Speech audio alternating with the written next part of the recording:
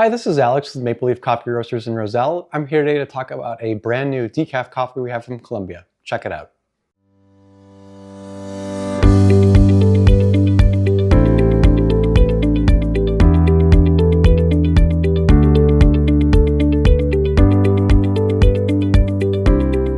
At Maple Leaf, we have tried to offer a good selection of decaf coffee for our customers.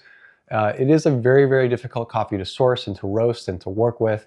And over the years, we've had luck in offering 2 different decaf coffee options at any given time.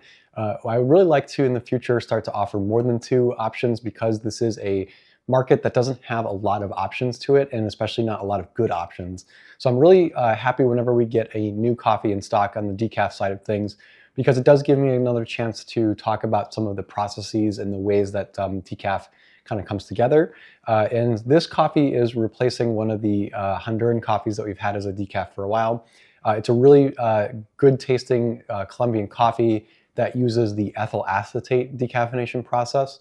So for the folks that are not super familiar with the kinds of processes that we've had for decaf coffees, we've always used either one of the 3 more natural processes for decaf, the Swiss or mountain water processes, and then the ethyl acetate process, which actually uses a cane sugar extract to do the very same thing that the Swiss and the mountain water processes do.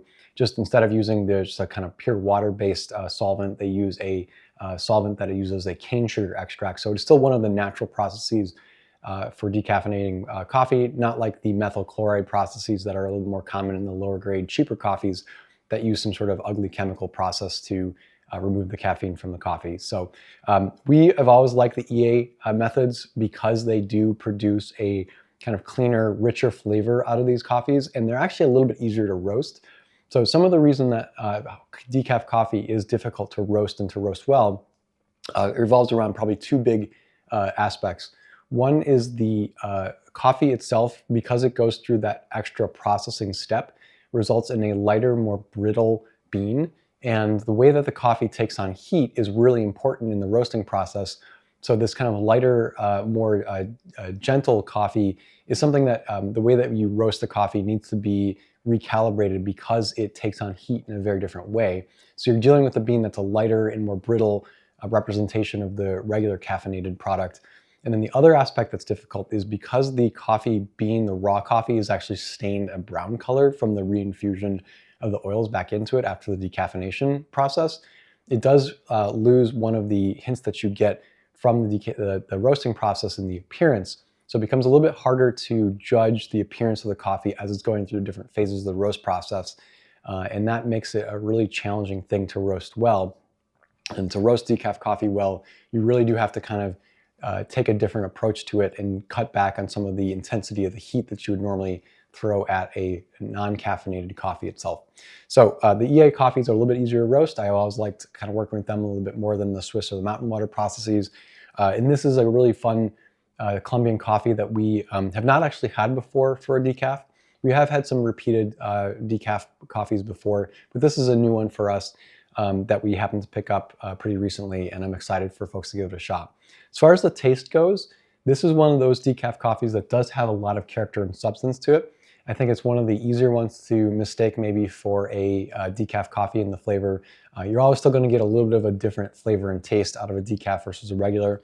But Colombian coffees conventionally are more on the sweeter side of things.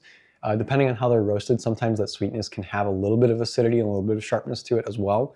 And this is one, I think, for a decaf that is a little bit more on the sharper end of things.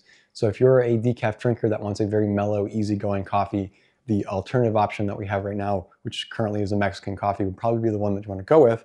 But I think there's a fun aspect to this coffee because of that kind of tart finish that it has to it. That's going to be a nice little zip and something with a little bit more character than some of the decaf coffees that we've had before. It has a little bit of like a powdered cocoa, kind of a nutty tone to it, very subtle on the nutty side of things, and more of like a lemon citrusy vibe as well. So I think the tart, sharp kind of lemon citrus flavor that you'll get out of this with a kind of touch of like an orange character as well will be something that will really stand out and make drinking this coffee something that'll be really easy to ignore the fact that it does have those decaf kind of characteristics and really kind of have a great taste in the coffee itself. So we'll have this coffee for sale starting today, and look forward to everyone giving it a shot. And if you're interested in learning more about any of the decaf options that we have or we're looking at, always feel free to drop in store, say hello to us, ask us about that, or drop us a note online. And we'll catch you back here for another new coffee video very soon. Take care.